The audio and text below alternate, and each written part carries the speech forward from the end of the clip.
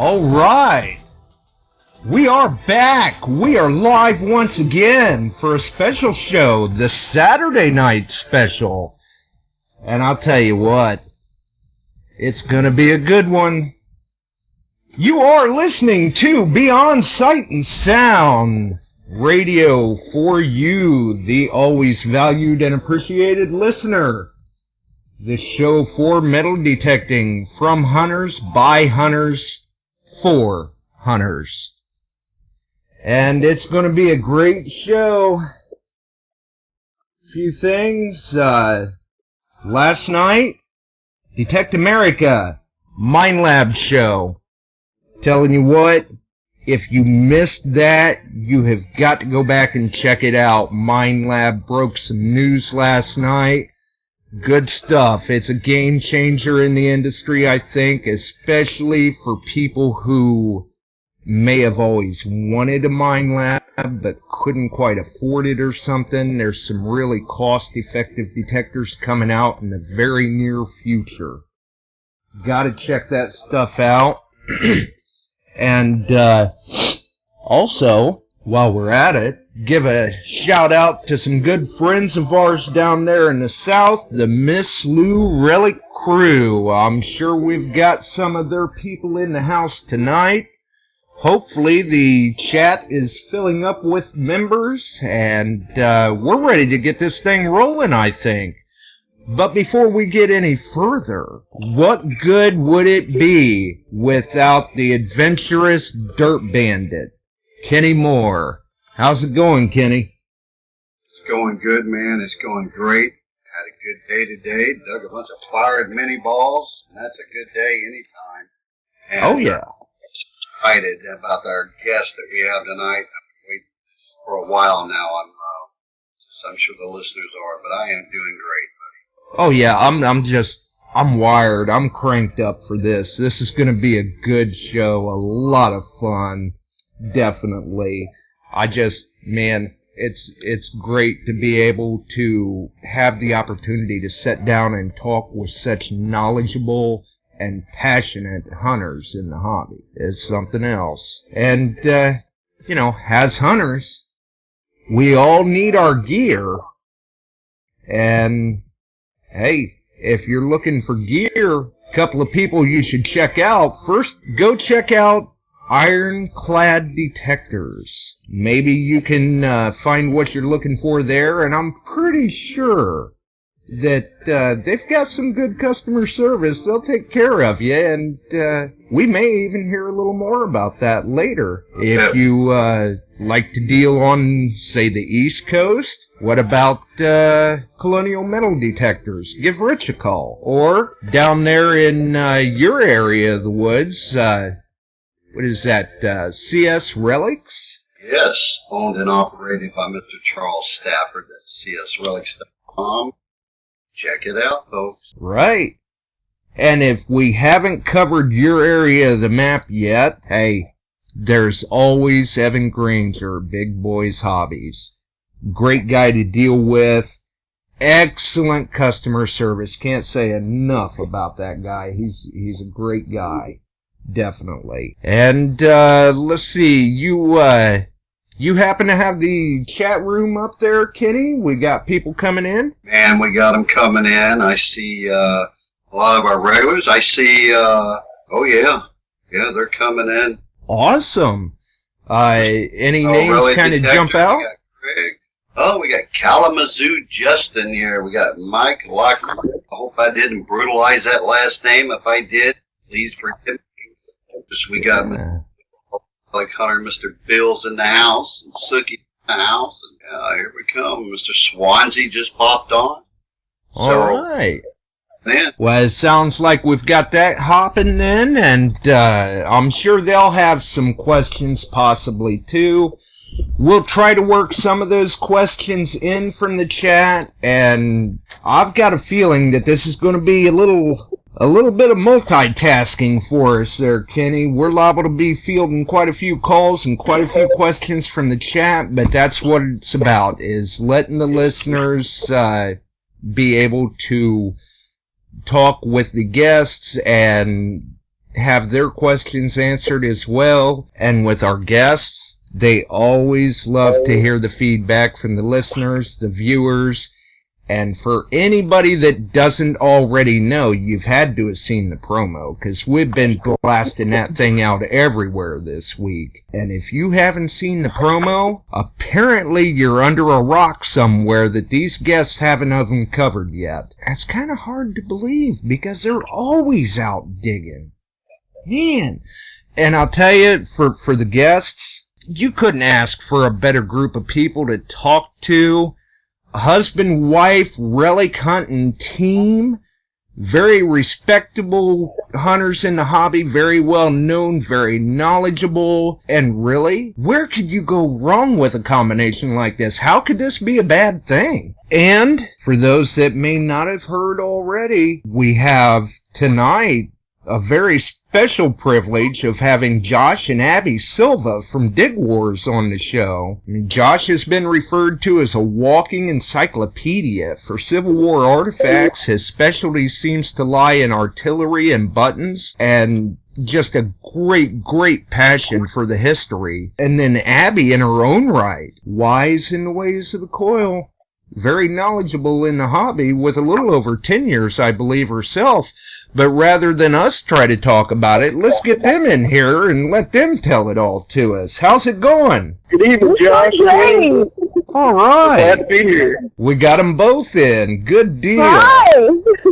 Well then, and it's been a while. You know, you guys are very busy. So it's been a while since anybody's really heard much of anything about Josh and Abby. Let's just real quick give a quick rundown for the listeners, maybe how you two got in the hobby. You know, what's been going on? Where has Josh and Abby been? Oh, I got hiding under the rock. Yeah, we've been out on the rock, but we've been really busy, roaming the country, being really busy, working on some new projects, and yeah, we'll possibly talk about that a little later. Well, let's see. Well, I tell you, I've had a passion for history since I was a kid. You know, as I told people, I can still remember my uncle taking me to the Civil War cemetery in Atlanta and seeing those tombstones. You know, thousands and thousands of them just as far as the eye could see. You know, that impressed upon me at a young age. And something about it just, you know, I was hooked on history from that point forward. And, you know, he was an archaeologist, so he used to take me out, you know, 5, 6 years old, looking for arrowheads, and looking for, you know, fossils in the heel banks. And my grandfather was also one of the most well-known bottle hunters, relic hunters in the Chattahoochee Valley. So he would take me out quite a bit. You know, and as I got a little bit older, 12 or 13, I would go out, you know, metal detecting with him more and more. And, you know, it's always been a lifelong passion. History is what I love, as well as most other relic hunters, I would assume. Yeah, and Abby, you know, Abby has been she's a really great relic hunter in her own life. I'll tell you exactly how I got into the hobby. I started dating this guy, and he told me I like to metal detect, and my first thought was, oh my God, you nerd, socks and sandals on the beach, you know, like, and then he was like, no, it's not like that. I said, okay. So, like, our third date was metal detecting, and I'm like, oh, this is kind of awesome. And then rest is rock and roll history. It is a great hobby, though. I mean, I was always into the social sciences anyway, history, geography, and that kind of thing. So this was sort of like the physical manifestation of that. It was awesome. Also, this was kind of down your alley to begin with, in a sense, then, with being into history. Right, I had no idea that it was that cool. And it was just, it's a thing that brings us together even more so than we, you know, would have been, so. How cool is it to dig something that you've already read about or studied before? Well, I think it's true with any type of, even if your style is to look at maps and read, you know, historical documents and that type of thing, to go to those places that are described and then, you know, find something that is really from where you just finished reading about it. It's an incredible feeling, as you well know, and I'm sure most of the metal detectors out there, they know too. It's awesome. Absolutely, it is. That Josh, he's like a sponge, that fella I married. I mean, it's amazing to me sometimes. I'm going, wow, I don't remember reading that. I remember reading the same thing as you, but how did you retain that? It's awesome. Right? Yeah, it's for the love of the hobby. It's what it's for. Because when I look at Josh and I read stuff, you know, people that they look at me and they go, "Man, you're really passionate about what you're doing," and you know that's great that they know that about me. But then I look at someone like Josh, which is you know a mentor to me because I mean he's been doing this for a long time. There's not much he can't tell you that pops out of the ground. And the neat thing about that, you're hunting with Josh. I mean, you don't have to really ask, well, what did I just dig? Because he's pretty well going to know what it is. Yeah, I mean, she hit the ground running, basically, and she's in good company with all of the knowledge. Plus, she had quite a bit of knowledge coming into it herself. It's an amazing thing to walk around with your own personal guide. Well, I don't know. I don't know if if you guys caught the Antietam episode of Dig Wars, but you'll see a clip in there where I say, hey, I love this and that, and history is my first love. And Abby looks over and says, what? And you'll hear me fly out here. History is my second love. I remember that. I remember that episode quite well, and I also remember at the end. Well, yeah, I think they'll get back to the warmer climate. That's where I'm thriving. Yeah, right. Absolutely. And even though Antietam is just a hop, skip, and a jump from southeast Virginia, where we live. But, a little too cold for Abby, I think. In the climate. And yeah, the entire time we were there, it topped out at 19 degrees. I mean, I'm like, are you serious right now? It's so freaking cold. Yeah. I remember I put down my soda. And came back like... I don't like the cold weather. As much as I don't like the cold weather, she likes it even less. And, just some of the cold days, and you guys in the Midwest and up north know exactly what I'm talking about. When the temperature gets to 19, 15 degrees, the field is like concrete. But you can go in the woods, and the ground is still soft. And that's what we had to do for that episode. If you notice in Antietam, everything we dig is in the woods. That's true. But to get back to your other question, Kenny, it's like I tell people, it's one thing to read history in a book. We all are in school, and some people like history, some don't. But and I loved it, even reading it in a book. But to read it in a book is one thing, but to go out there and actually pull it out of the ground where no one's touched it in 150, 160 years or longer, that gives me cold. When I first started doing it, it gave me cold chills as a kid. And, absolutely. It still does. Sometimes I have to. I dug a breastplate not long ago, and it was the lead inlay of it. I've never found anything like that. I've dug a plate. Wow. Huh. I sat down there actually, and even kind of forgot I was videoing it. I actually just sat there and stared at it, and I'm kind of like, man, if this thing could just talk to me. Just for a few seconds. But that's just, I get chilled. Oh, yeah, absolutely. I mean, Josh went on to get a degree in history even. And like he said, you can read the books. Even after reading the books, why be content with that? Get out there and live it, dig it, preserve the history. Right. I mean, there's no better way to do it, as far as I'm concerned. Completely I run into people. I'm sorry. No, it's fine. These phones are kind of, they echo and they have delays. It's fine. But, I run into people and, they just can't believe. I show them some of the stuff I've done over the years, and they just can't believe that kind of history is still in the ground. And a lot of it, bullets, a lot of it 3 or 4 inches below the surface. They just cannot fathom that history is still there. But a lot of it does translate into relevance of time spent in the field. You have to be determined. You have to get out there and dig it. And if you spend the time, you will be rewarded. That's true. You can't find anything if you don't get out there. That's right. If you're not looking, you're not finding. That's right. It's not, metal detector ain't doing no good in the house. It's just sitting You there know in the what? corner. We have a question actually from the chat from Ohio Relic Hunter. All right. Curious about at some of the places that you got to hunt on the show. Some of the nice sites, which were just absolutely, as far as hunters go, would just be just a playground for the detectors.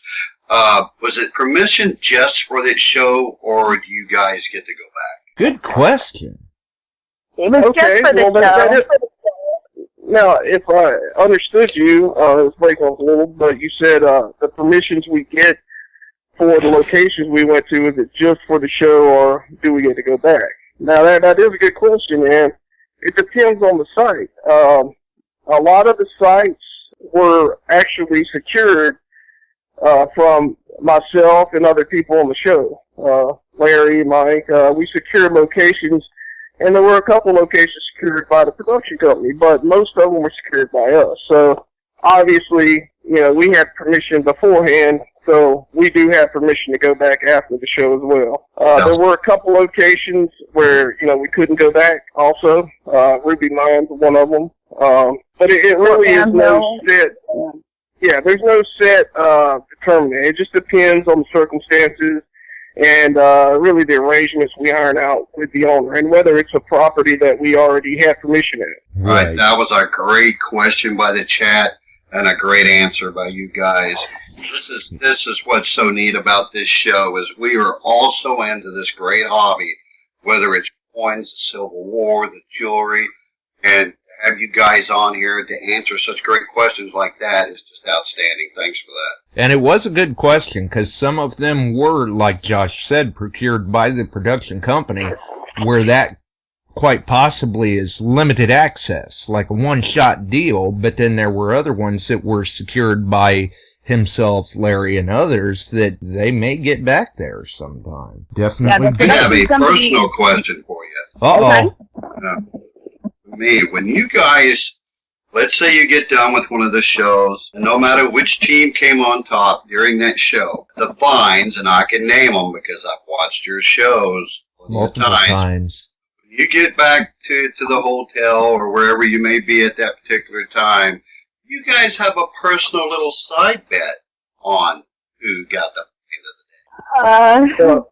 What was that question? Do you guys have maybe a side bet going on, like between the two of you, of who's going to get the find of the day, where when you get back to the hotel or something? We do that all the time, and you guys know that. Whether I'm hunting with Abby or with another digging friend or partner of mine, we always go out there, and that's. A lot of people, I try to tell people, Dig Wars is a dual moniker, so to speak. A lot of people see Storage Wars, and it's about the competition, and it is part of that. But with Dig Wars, if you notice, every site we go to has something to do with the Revolutionary War, the war between the states, War of 1812. So that's also Dig Wars. And on those shows, of course, we have side bets. And just like in our personal life, you're out with your digging partner, and you're going, okay, let's see who can find the first belt plate, or let's see who can find the best find of the day. Right. And how many at Fort Phantom Hill, I think Abby took it home. And let me tell you what, I get a kick out of every time. I told you earlier in the pre-show, but I knew when she popped the plug out of that one, and she went into what I call the convulsating find. I mean, it got loud, it got shaky. I heard Josh and back, she's convulsing, I knew something good was coming out of that. To see that. Yeah, and normally when Josh and I go out together, normally our side bet is who's cooking dinner tonight. There you go. Is it going to be me cooking or you cooking? But it's always a win. Well, see, and that's one of those where that would be handy. You're going, well, I found the best relic of the day, so I'm going to be busy cleaning and preserving this while you're cooking. That's right. But I'll admit to anybody standing in front of me, Josh is a better relic cleaner than I am. Much better. And he has so many little scientific things, and it's just amazing. I normally just, here, babe, clean this. I'll cook. Well, nothing wrong with that. Well, it's funny because, feelings like that can't be faked. That's 100% authentic.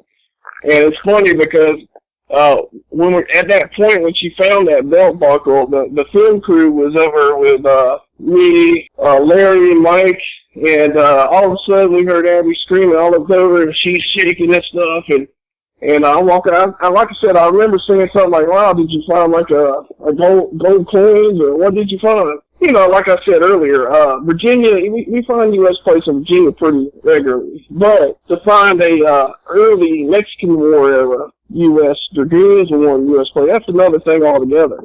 That's a phenomenal thing. And honestly, that was the only plate we found. So, even Larry was like, he was kind of grumbling, like, man, we can't believe you found that. But, yeah, everybody's going, look out, she's got a goodie. Some of the listeners that may not realize the find is there's plates, and all plates are cherished, and they're just a great piece of history. But that particular was a pre-war Dragoon plate. You just don't go out and find those anywhere. No, absolutely. Yeah, and the cool thing is, the guy had carved his initials in the back. It had all three of the puppy paws. I mean, that plate. It was a beautiful plate. It was guys. And the cool thing is, like, part of the deal on that site was everything that we dug, we donated to the what was it, Frontier Texas Museum out there in Abilene, Texas. So those are all on display out there in their museum, which is really cool because, yeah, I found it, and it would have been awesome for my collection. On the other hand, now everybody who maybe didn't see the show also gets to see that. It's a cool thing. Right now, is that on display at the museum with, like, recognition, recovered by Abby Silva? Yeah, it sure is. Yep. And well, that's definitely cool. In fact, what we did is everything we found at Fort Phantom Hill, we donated to Frontier Texas Museum, which is a brand new museum in Abilene, Texas. And if anyone's near there, I would highly recommend them going to check that museum out because they spent millions. It's a gorgeous, gorgeous museum. It really is. It's awesome. What they did is they bought rights to that episode of Dig Wars, and they show it in their theater in the museum. When you come out of the theater, you actually walk into the exhibit, and they got an exhibit dedicated to just that episode of Dig Wars and all the stuff we found. They have pictures of Abby and I, Mike and Larry, and Chicago Ron and Mark, and all the stuff we found, along with the maps we used and everything else. A really beautiful display, and now it's there so everyone can enjoy it, for many years to come. I mean, that's what it's all about. Absolutely. That's very cool that was done that way. And I'm sure you guys gave the museum quite a boost with the finds from the show. Oh, sure. I believe we did. And if people want to check that out, they can actually visit the Frontier Texas website. And there are photos of that exhibit on their website. Oh, they did a really good job. Cool. Yeah. They really did. I was really pleased with the way they did it. Josh, we may want to put that link to that on the group. Yeah, absolutely. We'll have to get to that. Now, what detectors are you two running now, and why? Oh, wait a minute. Before we take that question, we've got a special call here that I think you guys may be interested in. Go ahead, caller. Hello. Hey, Joe. Does this sound like a familiar voice? Oh, my God, Bill! Bill, can you please tell me something? Say the magic word, Bill. Try again. Okay. You're close. All right. Let's see. Okay, let me start to think. Okay, what would be a good line here? What would be a good clue? Oh, okay. How about this? Did you get that? I got nothing. The reception is kind of grainy, but try it again. Okay, I'll say it louder because I only tried to mimic. Right, the phrase is, he found the key. Yeah, I said Bill Ladd. Bill Ladd and Howard. Bill Ladd and Howard. Howard, that's right. Bill, you're supposed to say PGT Bow Rig God. Well, and he could, but... Well, it's Howard that's on the phone. I don't know where Bill is, but I'm hoping he's dropping in. Howard! Oh my God, Howard, how are you? Yeah, it's Howard doing. It's great Howard, to hear you're from the you, best. Howard. Oh my God, I'm sorry.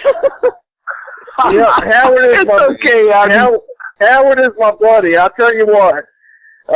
Yeah, we were out there digging way out in cellar holes, and we had a pretty amazing experience out there. That was the hint. So only two guys that were out there with me. So that was Bill Ladd and Howard. So Howard, I'll tell you what. That was on video, right? Exactly what it was. How are you, Howard? I mean, it's great to hear from you. Awesome, actually. Abby, the feeling is mutual. I was so happy and so proud for you guys watching you on your TV show. It was great. It was great. I was just thrilled for both of you guys. Yeah, I mean, we were thrilled for you. We watched all of yours and everything, too. I'm glad, look, we know them. That's like family. Yeah, look, Josh, Kenny, I tell people all along, I knew Bill and Howard, several years before the television shows. We've been friends for years. And, Right. And, it just was coincidental that our shows actually were shown back to back. When they started showing the Big Wars reruns, they actually showed them back to back with Big Fellas. And, they, sister shows, so to speak. But, they're really good guys. I've got friends all around the country, and I gotta tell you, Howard and Bill are, they're just like good Southern boys. They go out in the woods and they like to camp or relic hunt. And, I got to tell you, the guy that's grown up in the South, Rhode Island is a pretty state. It really is. I had a good time, going up there and digging with those guys. Right. I watched some videos of you digging with Bill and Howard, and they were interesting. Oh, yeah, absolutely. The button dump video was very cool. The thing is, Bill and Howard has always got something up his sleeve. He always makes some kind of, he's got some kind of joke or some kind of little thing up his sleeve, and it's always interesting going out there and relic hunt with Howard and Bill. And Howard, he's just a unique guy. It's awesome.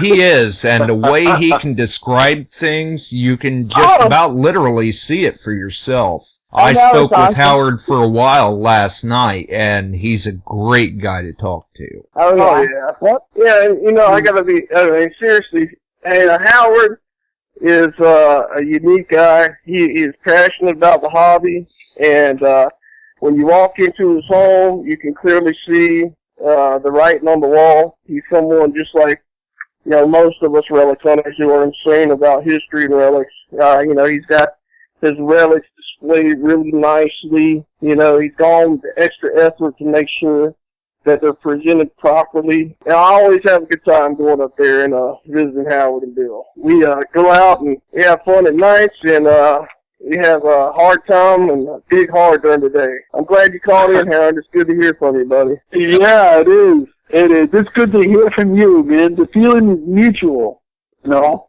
I know when he heard you were going to be on the show, I think he was a little excited himself. He wanted to call in and say hi. Well,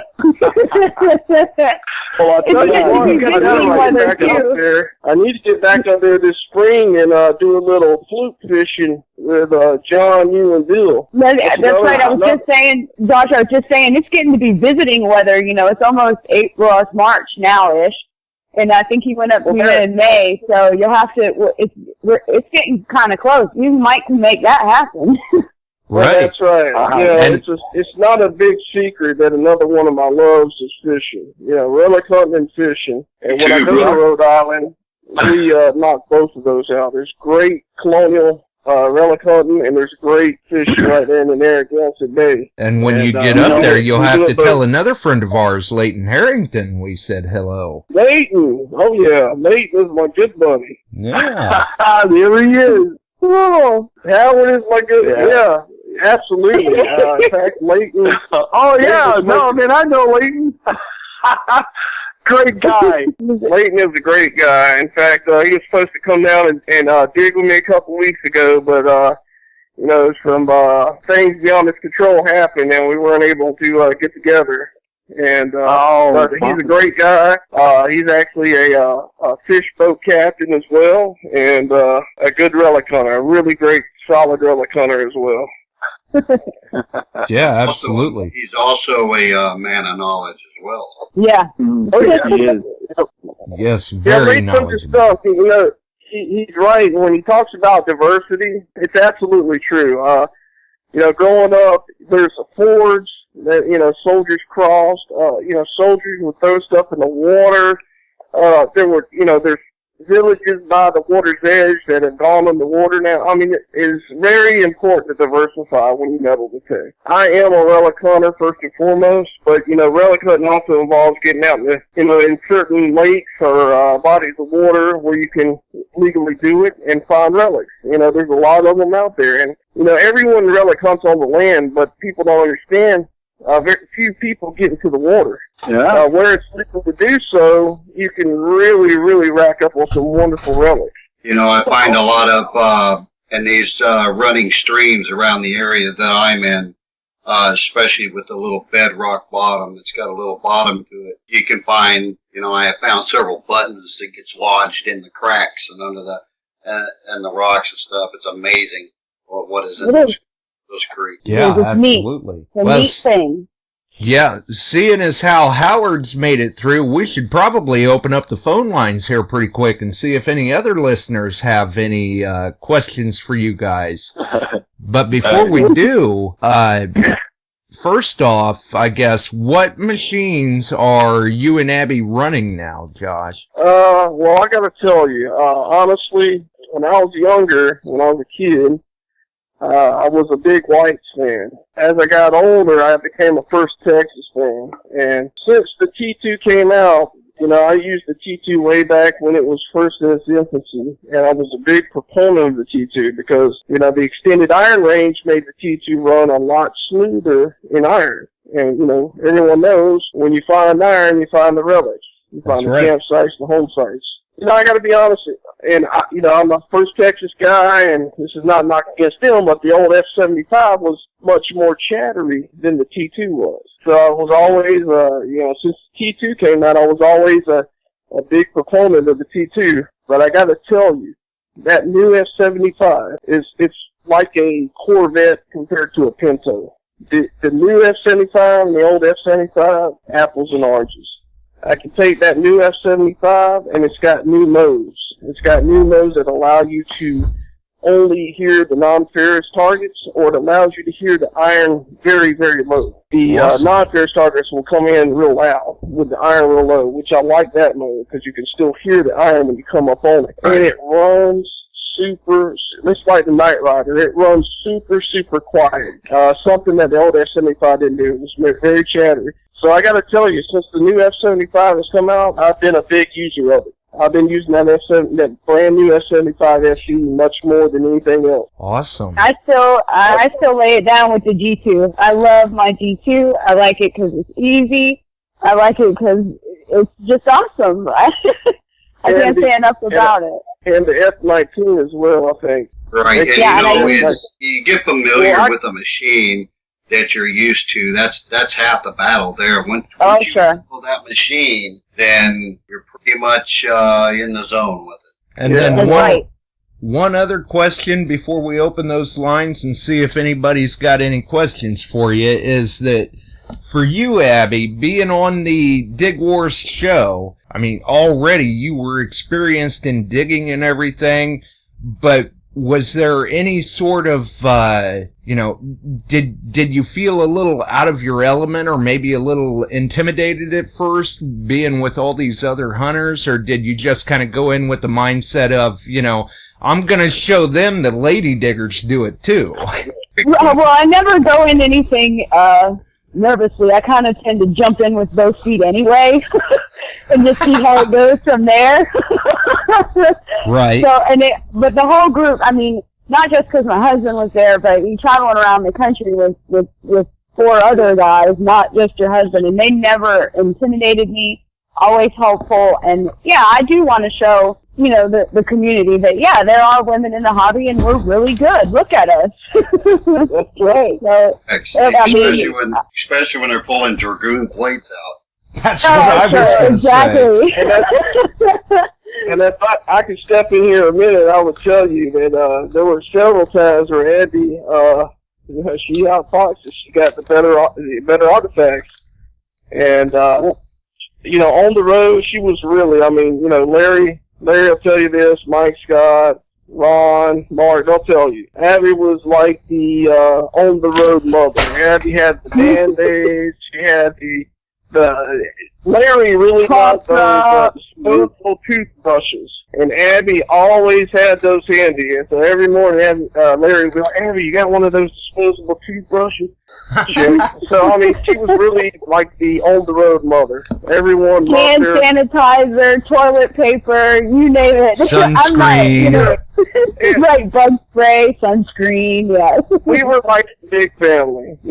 Obviously when we filmed the show, each team wants to win, but it's friendly competition, and it's for a bigger goal of just preserving the artifacts. We went out there, we didn't go out there to sell artifacts or make money. We went out there to preserve artifacts and have a good time doing it. And that's what we did. Chicago Ron, when he had been on the show, he had even mentioned that too, as far as Abby was just this bubbly personality, always being kind of like a den mother, and we've got another. It was like traveling around with your husband and 4 brothers.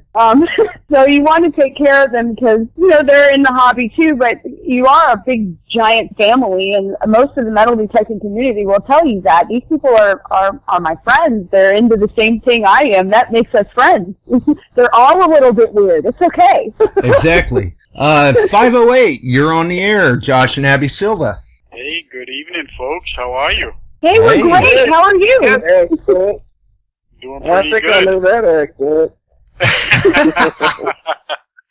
Josh and Abby, great to hear you guys on the air. Glad we could finally contact each other. How's things going down there? Hey, great. Really well. Honestly, we're doing better than most of the rest of the country. We're getting rain. And for the last couple of weeks, everyone else is getting snow, so can't complain. Yes, sir. As you know, up here in Boston, Cape Cod, we've had almost 8 feet of snow in the last 4 weeks, my friend. And I'll tell you what, I don't think you're going to find any fluke or flounder in that type of weather. Yeah, I don't think you're going to be out there in a wetsuit in this kind of weather. That's for sure, buddy. That's for sure. My goodness. Hey, it's great to hear you there, Abby. Hi. How are you? Great. Doing great. So there's no secret that I have the Boston accent or that Kennedy accent, right? Right. Oh, but it's so. Come on with Bill's magic word. How do you say it? PGT Beauregard. Say it for me. Clown Chowder, PGT Beauregard. Beauregard. It's that general Rhode Island, Massachusetts accent. Abby just can't get out on it. She just does something. Listen, we parked the car pretty good, I gotta tell you. Yeah, and please tell me you're eating lobsters and running from spiders. Abby, when you and Josh come up here, I will treat you to the best clam chowder you've ever had. Oh, good. That's the deal. Well, you know that we're definitely got to go out there and do some fishing. I'm going to come up there hopefully in the spring, and we're going to go out on that boat of yours and do some fishing. In addition to relic hunting. Absolutely. I like to tackle both hobbies. Yeah, I know. Well, you kind of spilled the beans about the other passion that you had. I didn't get a chance to get in there before, you started talking to Howard there. So I'm glad you did bring it up because I don't think a lot of people knew that you actually like to fish. That's a good point. He calls it dirt. Occasionally he'll say, I'm going to go out there and, Abby, come on, let's go dirt fishing. And I'm like, what? Oh, okay, yeah, we'll go. That's great. Well, listen, I won't take too much of you guys' time. It was a pleasure. I'm glad you guys got on the show finally, and I know Josh and Kenny were all excited about getting you on. I was too. And listen, be safe, and you got my number, buddy. Hey, Thank you. We were supposed to get together back, a couple weeks back. We will make it happen this spring. I guarantee it. That's right. All right. Well, I am really looking forward to that. Yes, I know, beyond our control for sure, and I appreciate all your footwork that you had personally done for me there. It just didn't work out, unfortunately. But we got plenty of time, buddy. We're still young, man. That's right. My pleasure, Leighton, and I can't wait to see you, buddy. Okay. Definitely. Abby, Have a good one, Leighton. All right. You have a great night. We'll show them how to do it. We'll show them how we party in the South up there in Massachusetts. Right. I would love to see that. We'll get some good video and we'll post that on the boat. How's that? Yeah. All right, buddy. Well, Make sure you got a enjoyed supply talking of to you. sweet tea for them. Oh, yeah. Get that sweet tea for them. That's right. That's right. Absolutely. No God fearing, respecting Southerner would drink tea without sugar in it. Absolutely. That's for sure. That's for sure. All right. Well, listen, you two enjoy the show. It was fantastic talking to you. Always like to hear the familiar voices for sure. Kenny, Josh, great show, buddy. And we'll talk to you guys soon. Have a great one. Thanks, Leighton. Later, We'll see you. Bye, Leighton. Bye. Well, John, you guys have got a few friends calling in. I know, and that's why I love it. Like, that's my buddy. Leighton's my buddy, and I'm glad he called in. Yeah, we'll have a good time this spring. If you're still listening, Leighton, you better come around April next month. We'll have a good time. There you go. Definitely. Have you All right, seen any I other think that's questions? a couple months from now. Have you just seen one any second. other questions? I can't get past. He said there was 8 feet of snow. Yeah. Oh, Yeah, he's been busy. oh my gosh. I can't imagine. That would be terrible. I don't even want to think about it. I know. Yeah. Oh, I read a thing about a man who was arrested for he used a flamethrower instead of a snowblower to get rid of the snow at his house, and I thought, okay, that's where I would be if we had that much snow. I would be that frustrated. Oh, I can't imagine. Right. Absolutely. Have you seen any other questions in the chat, Kenny? Actually, I've been watching just a I'd like lot of to, personal chat. I'd like to throw enjoying something in the here. show. Okay. Last time I was on Relic Roundup, I forgot to thank a certain individual, and that's Richard. And Richard knows who I'm talking about. Good fella, and he's one of the guys who actually, when Big Wars contacted me, I had a couple guys actually tell them, hey, contact this guy. And Richard was actually one of the guys who also sent me information about them. And last time I was on Relic Roundup, I forgot to mention Richard, so I just want to throw that out here. Appreciate it, Richard, and thank you, buddy. Oh, yeah, absolutely. And you were saying you did see some questions, Kenny? There was one earlier, and if I remember correctly, it's way up there, but I believe Swansea had a question. Let me try to remember, because I can't go back up that far to look at it. When it went back to, I think it was a contractual questions for the promoters that got permissions. Those permissions go back to the landowners or to Josh and Abby, I believe, was the question. Do they go back to the property owners? Right, their permissions. Now, I don't know if what he meant by that was a contractual permission. Swans, feel free to call in and ask that. Sorry, buddy, there was things going on out here. Yeah, absolutely, call folks. If anybody's got any questions, we've still got a little bit here. Well, this is a good opportunity to talk a little about the new project I'm on. Yes. And it looks like we've got Swansea in here already, and then we'll get on to the new project. Swansea. Hey, how you doing, guys? Hey. So what I had actually asked was when the producers actually create the permission for the hunt, is there already a pre-existing contract that the homeowner gets to keep the finds, or does it go to a museum, or do Josh and Abby get to keep the finds? Is kind of what I was asking. Oh, that's a good question. Okay. All right. Well, this is how that works. It depends property to property. If it's a personal property that we've been hunting before, we usually share the artifacts 50-50 with the landowner.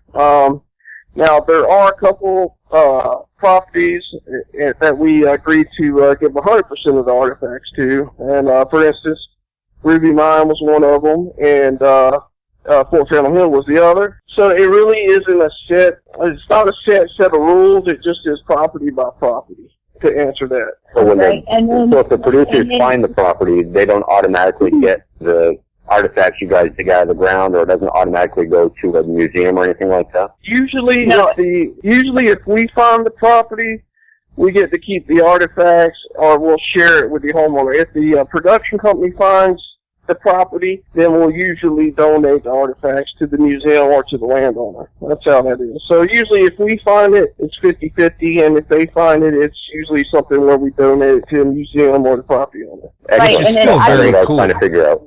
I can give you an example. The cannonball that I dug at Fort St. Philip, we had to fly to get to Louisiana, and it's not like TSA is going to say, oh, yeah, you can bring that cannonball with you on your airplane ride. So I'm like, here you go, landowner, have a great day. Right. Right. And that was the situation. Fort Phantom Hill was Fort St. Philip was a location where we could keep the artifacts we found because we knew the property owner. The property owner, it was a place where we've actually hunted before, so the property owner had no qualms about us keeping the artifacts and preserving them. But we actually did donate a few things to them, and the cannonball was one of them because obviously, it was not a solid shot. It was actually a live round with the Borman fuse in it. So we donated that we gave that to the property owner rather. That's right. Well, here's a follow-up question to that I have for you guys then.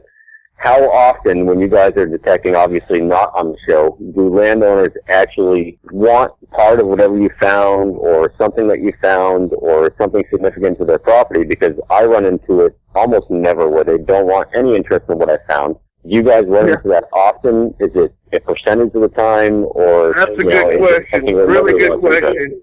And that is a good question. And I got to tell you that honestly, the majority of the times, the property owners really don't think that there's anything on the property. Yep. 9 times out of 10, they don't think there's anything on the property. You tell them we're looking for old military artifacts, bullets, buttons, coins, and they're like, go ahead.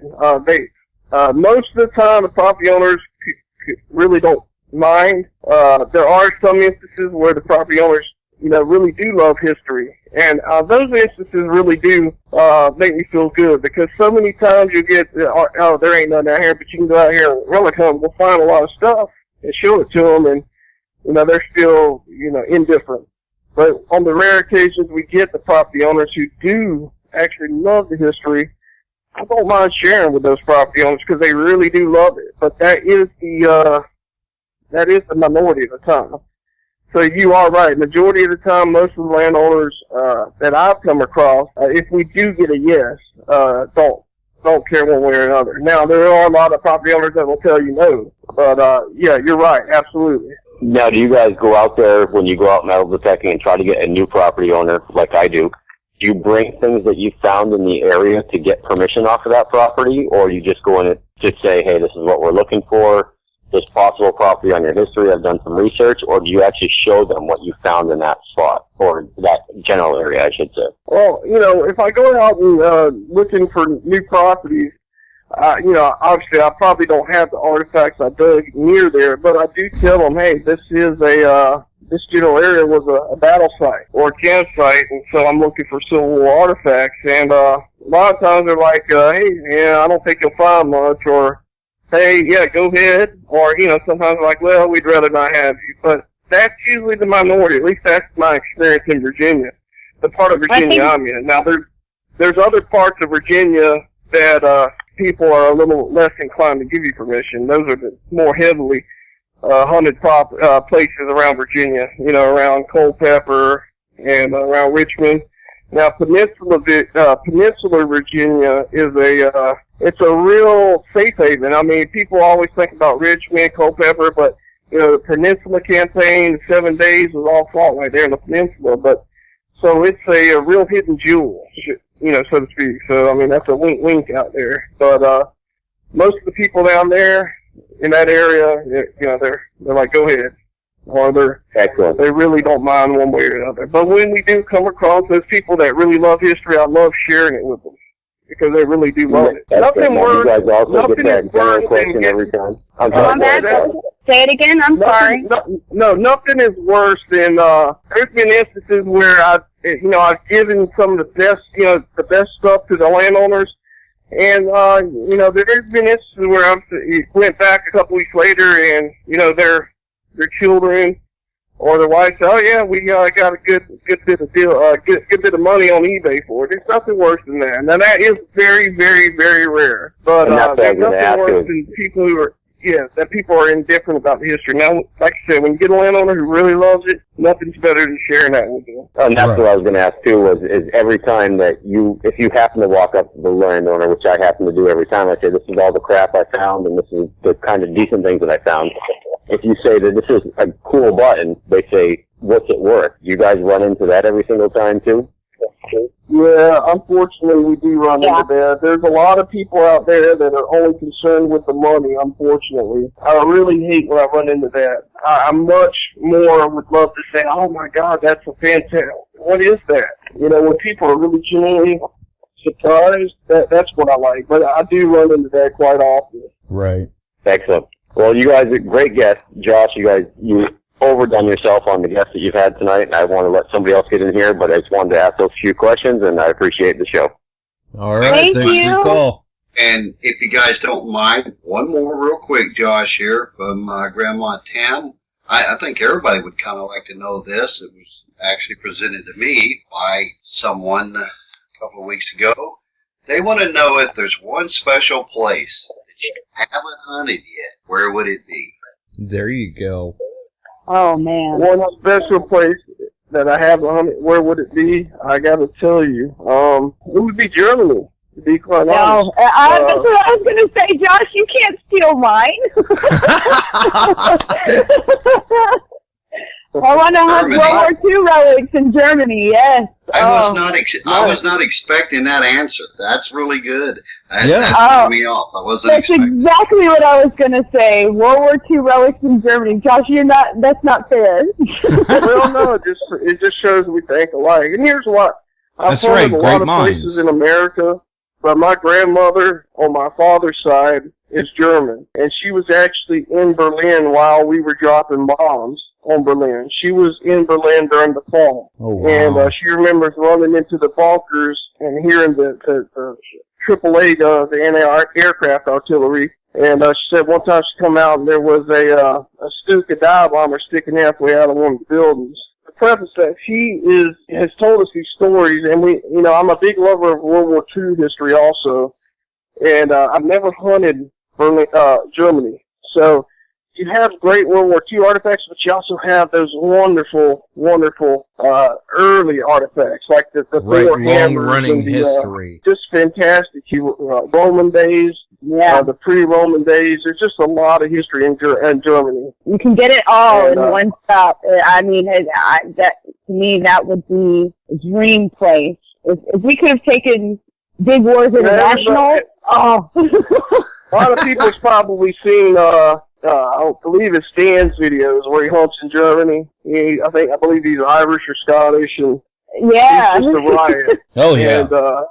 And he's a riot, and there's just so much stuff over there. And I got to tell you, Russia's another place. My buddy Mike Scott has hunted in Russia. The Western Front, the Eastern Front of Germany, but the Western Front of Russia, there's just so many. I mean, they're still pulling out Panzers and German tanks out of bogs and swamps. I mean, there's so much stuff just left there. That would be a real privilege to be able to hunt over there. But that's one place I would really like to go that I haven't yet. I would think it would be a little dangerous as well. But isn't every time you go metal detecting dangerous? Spiders, snakes, bees, anything else? Cows. Okay, exactly. That is a good point. I actually found a Confederate fort this past summer, and It was a small fort with 3 cannon emplacements, probably about 75 yards wide, 50 to 75 yards wide, and probably 20 yards, 30 yards, wide, long. And in 10 to 15 minutes, I come across 3 gigantic copperheads. Wow. So I mean, it's dangerous here as well. But you're right. A lot of the artillery, a lot of the shells and stuff over there are still alive. Yeah. But honestly, in Virginia, a lot of all the shells you find are still live as well, unless they're solid shot. So I mean, yeah, it's dangerous, but I would say no more dangerous than hunting here. It's just more quantity there, I'm thinking. Oh, there you go. Well, definitely a good question and a good answer to it, and it looks like we've got another question here for you. Mr. Denny Morrison. Hi, Josh. How you doing tonight? All right. Hey, Denny. When you were talking about Germany, I helped a fella from Germany give back a mess kit down to Sydney, Ohio. Oh, yeah, wow. I helped get a hold of the Sydney consul down there, and they finally answered his emails. And this mess kit that he found at the Battle of the Bulge was returned to the family. So I thought that is so cool. Yeah. Oh, that's great. Definitely nice touch. In fact, on my forum, I run a little relic forum, mostly dedicated to beach relic hunters, but I do have some coin hunters on there too. But I have a section called Honorable Mention. That's something that I would definitely fall in the category honorable mention. I mean, to take the time to track down who it belonged to, and actually return it, that's wonderful. That's what well, he had sent them email after email, and they would never answer him, so I finally got a hold of a council lady down there, and she took care of the problem, and it was returned to the family, so that made my day. That is so cool. Nice. That is neat. Did you have a question for Josh? Yeah, I've got a question. I got actually 3 of them, if you got time, Josh, or not. Sure, absolutely. When you ask an owner for permission, do you ever have him sign anything, or at least write his name down and where he lives, or anything like that? Yes, I do have if it's somewhere, for instance, like City Woods or a large hunt club, then I do have them sign something where I have their name and actually where it shows they've given me proof to hunt there, because then you'll come into contact with other hunt club members, or you might come into other city officials, and that way you can show them, hey, I've gotten permission from the big guy. And I do that. Well, one of my other questions was, have you ever got permission from somebody that you thought was the owner and turned out not to be the owner? Oh, yes. Many times there'll be someone, and I know all relic hunters are probably laughing at this one. A lot of times you'll go to farms that are gorgeous. You're just like, oh, I know this place is loaded. And you'll get one family member. Now, a lot of times these farms are owned by 2 or 3 family members. You'll get one family member that's like, yeah, go ahead, no problem. So you go back out there a day or 2 later, and you're out there relic hunter hunting. All of a sudden, this truck goes speeding up like a bat out of hill, and throws on the brakes and runs out there and starts cursing you. And you're like, wait a minute, I got permission. And they say, well, wait a minute, that's my brother. He don't have the authority to be giving you permission. So absolutely that's happened. Yeah. And I know it's happened to probably 80-90% of relic hunters out there. Oh, yeah, it's happened to more of us than what we like to admit, I'm sure. I actually had it happen over your way, Josh. And you know what we're thinking when it happens? We're like, oh my God, please no, this is such a wonderful sight. Don't run me off. Yep. Don't run me off. And what was your other question, Denny? Have you ever hunted a DIV? Oh yeah, many DIVs. I've probably hunted, I'd say 15 or 20 DIVs. Okay. Wonderful DIV. In fact, I was at some of the better ones, some of the early ones at Brandy Rock and Boulder Guard. You've probably seen me out there. I go by Ring Finder. Oh yeah, I've seen you out there. Definitely know who you are. I've seen you on the forum as well. There's a hunt after DIV, I think the 28th and 29th of March, that Relic Bob is putting on. and he's Oh, really? up, Really, Bob's he's a good friend of mine. He's opening up really, Sunday. Bob. If you want to go hunting, he's opening up Sundays, so you can go down there and hunt for $75. I might have to take them up on that. In fact, I sponsor the I don't know if you heard of the RELIC Rescue Hunt, but now my buddy James Bibb is running it, and I sponsor that hunt. And RELIC Bob actually won the detector last year. But he's a great guy. You have any relation to funny fella? Great guy to talk to. You any relation to John Kendricks, then? I'm not, but I tell you, I get a lot of people to ask me if I'm related to Steve Sylvia.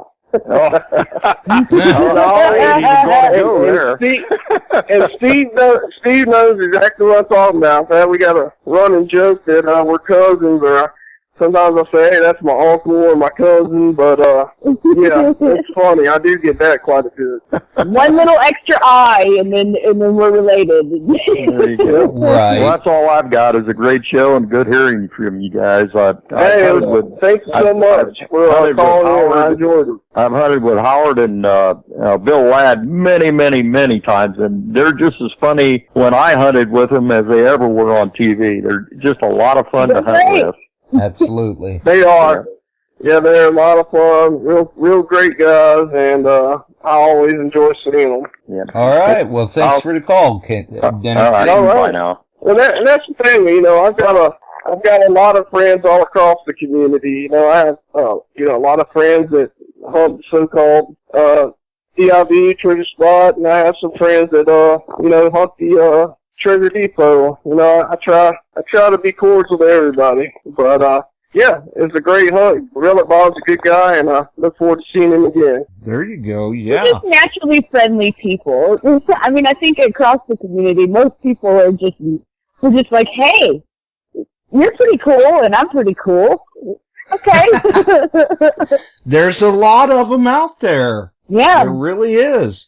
And you were starting to say something about a new project. Absolutely, yeah. Let me say a little bit about that. So, in addition to Dig Wars, Larry and myself, we're working on some new projects. Mike Scott, I'm working on a new project right now for the History Channel.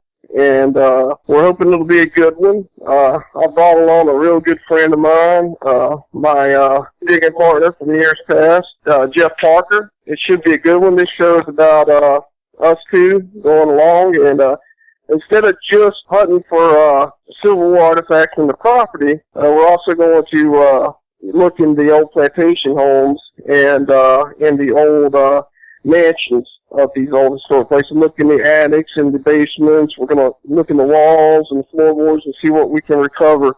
So it's a comprehensive search of the whole property. And nice. I said history, but it's going to be on one of the major networks. I actually can't say which one yet. It's not determined if it's history yet. It's going to be on a major network, and we're in the process of filming it now. Oh, okay. So you have been filming, but nothing's aired yet. Right. Oh no. You know, the way Hollywood works, it's a really drawn out process. It takes you, 3 or 4 or 5 months to film, then it takes another 3 or 4 months for all the editing and getting the shows together, and then it's a couple more months till it airs on TV. So right, we're going to go do this, but the viewers may see it a year later. Right. That's right. Put it this That's way: usually it's usually 9 months to a year later. That's usually how it ends up. Put it this way: when we filmed Dig Wars, Josh and I were extremely pale. And by the time it came out, we had great tan. That's right. Now, I know you said you can't say the network, but do you have any idea when it may possibly air, or can't you say anything about that? I would say next fall or or the following spring, because we just started on it. We've actually filmed 2 episodes so far, and I would say next fall or spring. Should be a really good one, because what we'll do is, like I said, we'll relic hunt the yards and the property, but we're also going to be able to go into the home, to the mansion or the plantation home, and research. We're going to look in the basements, sift the dirt in the basements, look behind the historic walls. You know, we have all the equipment and the cameras to look behind the walls. We're going to look in the annex, under floorboards, and see what we can find. And it should be a really, really fun episode, really fun show. Not just and that, I hope though, everyone Josh. You can say it because Jeff and you together, you're like brothers anyway. So just for sheer entertainment value, it's gonna be awesome.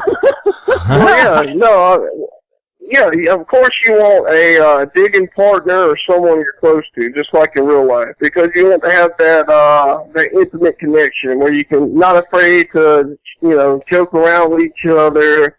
Or say, hey, we're going to see who finds the best thing today. And Jeff, they told me to pick someone. Jeff Partner has been a buddy of mine, been a long-time digging partner of mine. And when they told me, hey, you pick someone out, I brought him on. He will be my partner for the show. Because actually, Abby was indisposed. She was working on something else, so she won't be available. Well, then, is that something you can elaborate more on? Well, having said that, though, I wouldn't rule out her being on some of the episodes. Okay. Yeah, she got a good opportunity with something else that wouldn't work with the schedule. So I wouldn't count her out on future episodes, though. You get into show business, and then reality kind of kicks in, and you're like, you go on with that. I'm going to go over here for a while. So that's basically what's been going on with me in general. But I'm very excited because Jeff and his girlfriend, everybody. I mean, they're just really great people, and Josh and Jeff together, and it is. Just like I said, for sheer entertainment value, it's going to be awesome. Right. It's always more fun with your friends. Oh, that's right. And we want to bring people, honestly, as people, we laugh, we joke, but we have our serious sides too. And, big boys, I try to represent the Relicon community in a serious fashion, not try to make them look goofy or whatever. But, you have your moments where you're laughing and you have a good time too. And that's what happens when you have someone that someone you've dug with, for years in real life. When you bring them on a show like that, you bring that onto the show. So, you bring your sketch and your history, but, you're not afraid to every now and then joke around with each other. And, that I think that that conveys to the audience, hey, we do that. I do that when I go out. And that's what I think when people watch, they like as well. The whole key people can relate to it. Yeah, the watcher, people that watch it they're vicariously joining you in that hunt. So it's right there. Exactly. That's right. It speaks to everybody's inner Indiana Jones, no matter what. It doesn't matter if people have never metal detected or hunted for treasure in their lives. Watching this show that is about preserving history and that type of thing, it appeals to people's inner Indiana. Exactly. People in general have a natural curiosity. They want to know. That's right. We're all nosy. You just don't know it. Right. Good way to put it, Abby. Definitely a good way to put it. Now, have you guys, obviously, you said before, you're not really so much interested in the value of the find as much as, say, the historical context. Have you ever sold any finds? Ooh, no. Abby's right. Generally, no. I gotta say, in years past, I've been pretty staunch about selling artifacts, because I don't want people to look like we're looting history for profit. But I gotta say, in the last few years, I've eased up just a little bit on that. Because I think, obviously, I don't sell very much. Very, very, very few times do I sell anything. But for instance, some of those cannonballs I was telling you about, it costs $70-80 to get a cannonball to fuse. Sometimes you can find it for cheaper, but my point is, if you have a bunch of them, that's a lot of money. So how many cannonballs does someone need? So that's an instance where, maybe I'll sell a few to someone too. But the point is, someone who really will appreciate it. Right. Someone who's going to cherish it and appreciate it. So, if you're a relic hunter and you've been digging for over 20 years, you get so much accumulation of stuff that sometimes, I think that it's not a big deal if you sell a few buttons or buckles or something. put a little display together. If someone's going to cherish it and really love it, I don't think that there's a problem with every once in a while doing that. But generally, like as a business, or do I go out there and dig relics as a business, or just solely to sell them? Absolutely not. I think that's obscene, to be quite honest. To you know, loot history for profit. I think that's a disservice to our hobby, and this represents everyone in it. Okay. Now, has there been any, say, like a nice find that you found and then maybe lost? I don't know, you had a hole in your pouch or something, because it's happened to many of us. Or one of those finds that you may have sold that you find yourself after the fact regretting that you had done it. Josh, to answer the second part about the selling things that you cherish and then regret selling it, he would never. If he even had an inkling that he might regret it, or just like me, I might regret selling this, and we don't even entertain the idea of selling it. And stay right where it is. Yeah, that's right. If I have second thoughts, it's staying right at the house. But Josh in his good old treasure pouch, he has definitely found things and then had to go back the next day and say, I know I lost it somewhere. Let me retrace my steps. Yeah. You know, I've got some friends that sell artifacts here and there. And like I said, that's why I've got to kind of ease off of it. They're great guys, and, you know, I kind of understand the thinking. As long as these people really cherish and take care of it, I don't have a problem. But me personally, I very rarely sell anything, and I never regret selling anything because I just don't do it. If I know I'm going to regret it, I don't sell it. Usually if I sell something, it's something I have a lot of. Like I'll make a display for someone.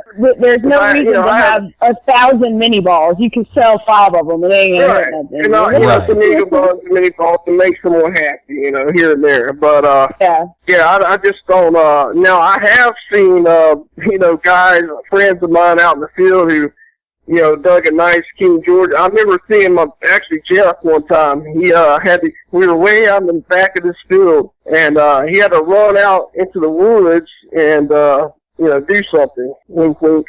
And when he jumped over the ditch before he went to the woods, one of his I think it was a Virginia halfpenny flew out of his pouch into the ditch, and we spent 20-30 minutes trying to find it. Never could find it. Now, yeah, stuff like that definitely happens where you're like, I know, where did this go? Where did that bullet go? Where did this coin go? I think all relic hunters at one point in time have lost something. And I remember many times going back the next day and finding the relic that I lost. Oh, so at least you did find it again. Yeah. Not every time, but a lot of times, yeah. Josh's favorite thing to lose when we go metal detecting is his phone. We have looked for his phone twice metal detecting. Oh, yeah. And it's not a normal thing. Oh, my God. With the camo. Three or four phones. That was going to be the next question, was whether or not either of you had lost any gear. Oh, yeah, his phone. And of course he has the camo cell phone cover, so it's not like oh, there it is. It's camo, so it blends in with browns and greens and stuff. It's ridiculous how many times he's lost the dang phone. Right, so everybody's running around dialing the number. Oh yeah, and no, if you're on the other side of the field. Wait a minute, though. In 100 or 200 years, someone will find that out there and be like, oh my God, look at this. It's a cell phone from the 2000s. Yeah. Right. It'll be a wonderful artifact. They'll be like, this is fantastic. They'll dig it up and say, what the hell is a phone doing out here, is what they'll say. No, I'm talking about in a couple hundred years. Yeah, exactly. What's a bounty hunter? Right. Either that or they'll somehow manage to access the SD card in it or something and go, wow, this belonged to Josh Silva. It ought to be worth twice as much now. Yeah.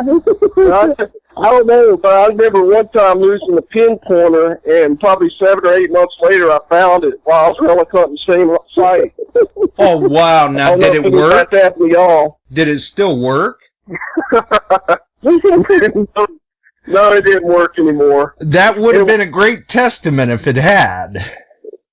Well, it was I won't say which brand, but Right. It wasn't one of the better pro pointers or anything. It was slightly under that, but I believe if it would have been a little better pinpointer, it probably would have worked. But yeah, it didn't work, and it kind of worked, but it was really erratic, and I had to ditch it. But Right. yeah,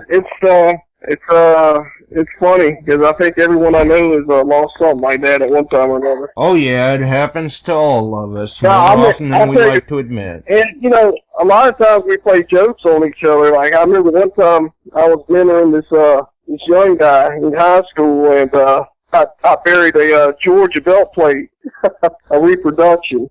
And we were on a battlefield, like some private property that we had permission on, a battlefield property. And sure enough, I was like, hey, come over in this area. You know, I just got 2 or 3 bullets. And he comes over there. Sure enough, he walks over it. And he's just, oh my God, he's doing, yeah, he looks like, well, never mind.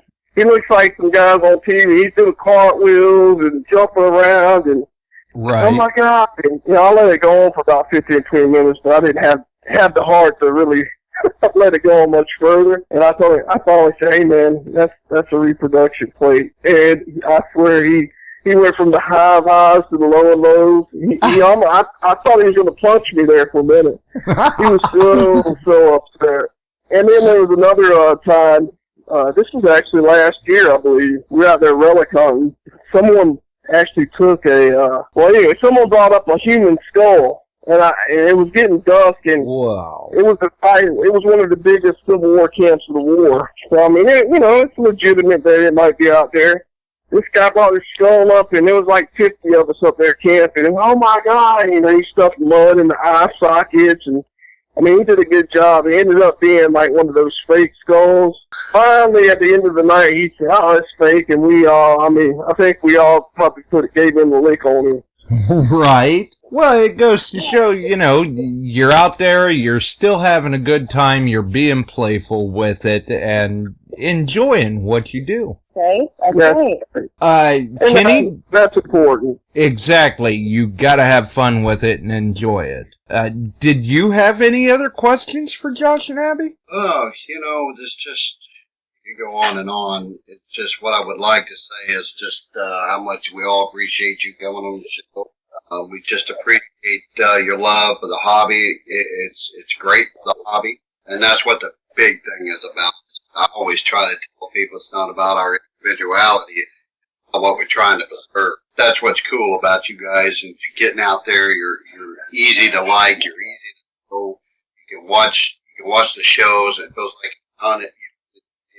So, the only thing I've got to say is just keep doing what you're doing. Everything will be good. Well, thank you. That means a lot. We appreciate that. I mean, you two are very respectable hunters in the hobby, and, really role models for many who are in the hobby because of your passion for the hobby. And not only the passion, but the fact that you're out there doing it, you're preserving the history, and most importantly, you're doing it the right way. Right. And if you're going to do something, you got to do it the right way. There is no other way when it comes to Josh and I. Well, we appreciate it. We really do, Josh and Kenny. Yeah. And, I've said it once and I'll say it every time. The relic hunting community, the metal detecting community in general as a whole, the best people out there. We're out there to preserve history. Sometimes you see people or shows that try to give us that name, but we really are the best people out there. We'll give you the shirt off our back. Absolutely. Well, our main goal is not about money or anything like that. It's about saving these priceless pieces of our history. With that, I'll say thank you for having us, and we really enjoyed it. Awesome. And yeah, we look forward to coming back and chatting with you guys sometime in the future. Hey, we would be more than happy to have you two back. Very, very personable people. Very easygoing, great to get along with, and excellent to talk to. Oh, yeah. Yeah, we're pretty normal. And I think that's another thing, too, that a lot of people may not realize is a lot of us, you, Abby, Josh, Kenny, Leighton, Howard, Bill, really we're down to earth people and very nice people. Yeah, we're not weird at all. I mean, of course, we metal detect, we're a little weird, but we're pretty normal people. We still drink beer on Fridays and eat fried chicken. We're good. There you That's go. right. And anyone that knows my wife knows that she's like a firecracker. And what you see on Dig Wars, that's her in real life, as you could probably tell from this radio show. And she's lively, but she's genuine, she's good-hearted. She's just a great person to be around. And sometimes I get down to work and get serious, and she brings me, she has something funny to say, or brings me back out of it. She's a great yin to my yang, so to speak. Oh yeah, truly. In the hobby it seems, and in life, truly soulmates, and very happy for all of the success that you two have had, and wishing you much more. Thank you. Well, we appreciate it. And hopefully we'll come back sooner, but we'll definitely be back on when this new project takes off. That's exactly what I was just about to say, and I'm looking forward to that. I still watch all the Dig Wars episodes. So do I. I've got them burned on DVDs. I watch them constantly. Well, thank you. We did. Yeah. Well, thank you very much. And we did film second season new episodes, so I don't know when they're going to air them, but we do have those in the can, so we'll see when they want to air those. And I'll tell you, it's so much, in fact, that my wife has, because I've been in the hobby for years, she had actually gotten to the point where she was more interested in what was going on with the hobby and everything. But me continuously watching those episodes of Dig Wars when you two were on Relic Roundup, and she heard Abby speak on the air, right away that's Abby Silva. Abby's so cool. It's hard to mistake Abby. It sure is. Yeah, it's the laugh. In a good way, and that's a good thing. Everyone that meets Abby in person, knows, loves her. She really does. I mean, you cannot be in a bad funk or in a negative disposition with Abby's around. Right, not around that personality. Right. Well, my mom, I was raised, what good is your light when you hide it under a bush? That's just how I live my life. There you go. Well, I appreciate that very much. Man. It's definitely been really wonderful speaking with you two. We're glad that you've taken the time to sit down and talk with us. You've got my contact information. Anytime you want to come back, you're more than welcome. Heck yeah. This has been a lot of fun, and we sure appreciate it. Josh, it's been a great time getting this together and getting this organized and being on the show tonight. I always enjoy talking, with other relic hunters and, just putting this hobby in a good light. There's some people out there and some shows that try to paint us in a negative disposition, but as you can see, I mean, everyone I know in this hobby, fantastic people, and we really look forward to coming back and talking with you and everyone else soon.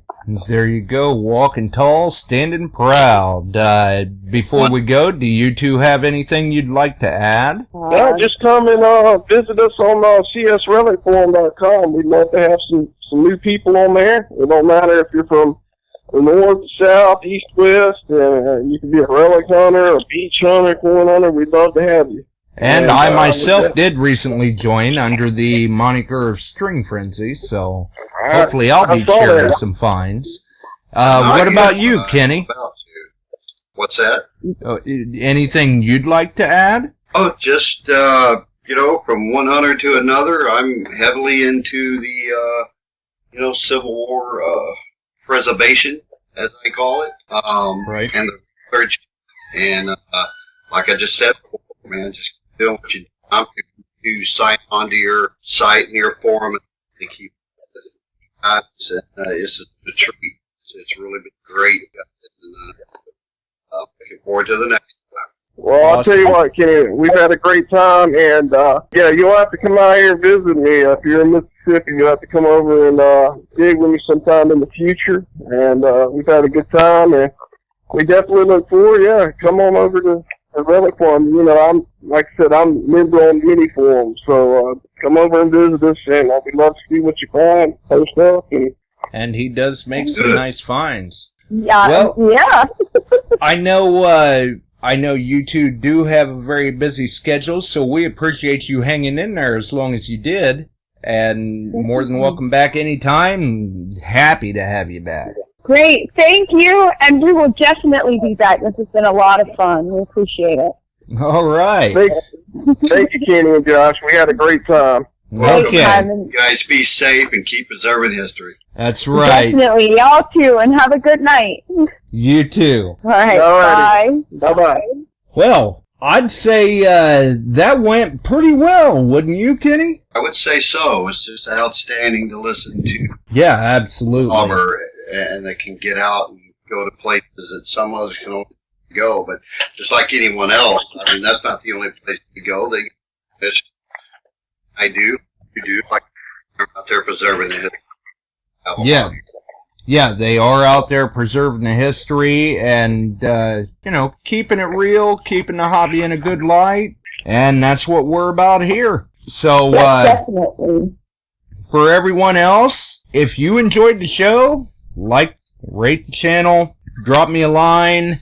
If you'd like to be a guest on the show or have a topic you'd like to hear covered, hey, I'm not hard to find. For everyone else, hey, we got to roll. We'll see you Wednesday with who knows what. You just never know what's going to happen. Hang in there. We'll get out of here. We'll see you, folks. Thanks for tuning in. From myself, Kenny Moore, Josh and Abby Silva, it's been great. We'll see you.